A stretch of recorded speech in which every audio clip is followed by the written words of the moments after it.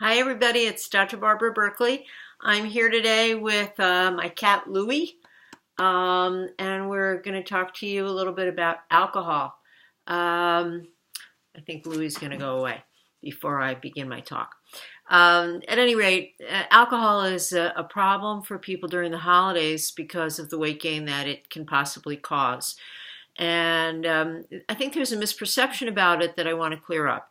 And that is that the calories in alcohol are somehow sugar calories. They're not sugar calories, for example, in wine. They're not sugar calories, they're alcohol calories. And one of the things that's confusing to those of us who study obesity is exactly the effect that alcohol calories have on weight. Because they're not metabolized like the calories from other foods, from fats, from carbohydrates, and from proteins. The problem with alcohol is that its effect on individuals is variable. And some people will gain more weight from it than others. Certainly, if you have drinks that are made with caloric mixers, like margaritas and drinks made with regular sugar sodas, there are run-of-the-mill sugar calories in that can cause weight gain. But the problem with other alcoholic drinks appears to be multifactorial. One problem is that when you drink alcohol, in many people it appears that the normal oxidation of fat, in other words, the normal burning of fat that the body does, is shut down during the time that you have alcohol in your system.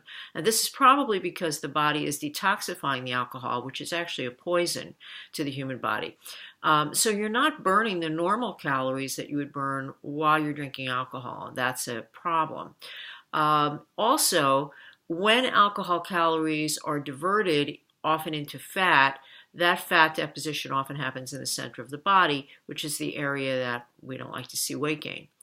And then, of course, another problem is that alcohol is disinhibiting, meaning that if you drink alcohol, you tend to eat more because you're not thinking, or because the alcohol is talking for you.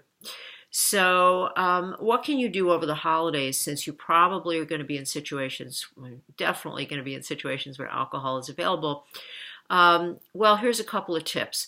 The first thing is that wine is generally less caloric than beer, and white wine is generally slightly less caloric than red wine. So you can make selections based on that. Another thing is that is very helpful, particularly if you've been dieting or watching what you eat, to find a way to drink less alcohol and still have maybe a social buzz that you want to achieve from that.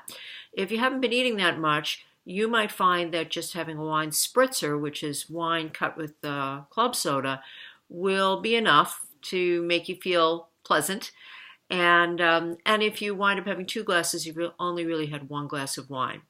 And then another very helpful tip also is that champagne is actually even less caloric than wine, than white wine, and often served in a smaller glass. So these are the things that you can do. A, you can try to avoid drinking.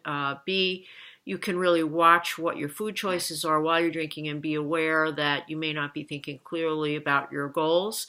You can choose lesser caloric alcohols. You can cut them and dilute them, as I described, or you can have a glass of champagne.